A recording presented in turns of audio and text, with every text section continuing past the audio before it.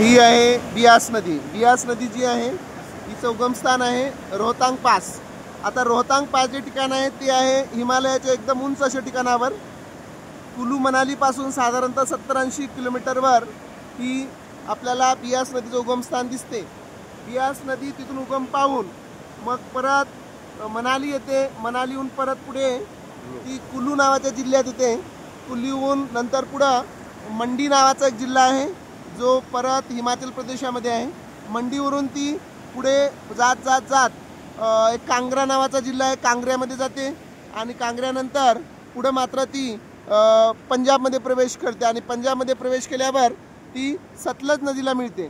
सतलज नदीला मिळाल्यावर मग सतलज पुढं आपल्याला माहीत आहे की सतलज ही पुढं सिंधू नदीला पाकिस्तानात मिळते. अशा प्रकारची ही खूप चांगली अशी वर्षभर वाहणारी नदी आहे, बारमाही नदी आहे. खूप सुंदर असं दृश्य आपल्याला या बियास नदीचं आपल्याला आढळते. एकदम हे पूर्ण जे पाणी आहे एकदम बर्फ वितळलेलं पाणी आहे.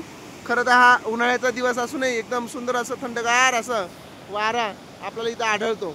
तो अशा प्रकारची ही बियास नदी सुंदर असं तिचं दृश्य असं आपण तिला म्हणू शकतो. तर अशा एक सुंदर असं दृश्य आपण बियास नदीचं पाहूया. तर या पद्धतीनं हे काही आमचे मित्र आहेत ते बियास नदीला पाहत आहेत. ओके, तर ह्या पद्धतीनं ही सुंदर अशी बियास नदी आपल्याला दिसेल. पांढरं शुभ्र असं पाणी या बियास नदीमध्ये आहे. चला तर मग आपण इथं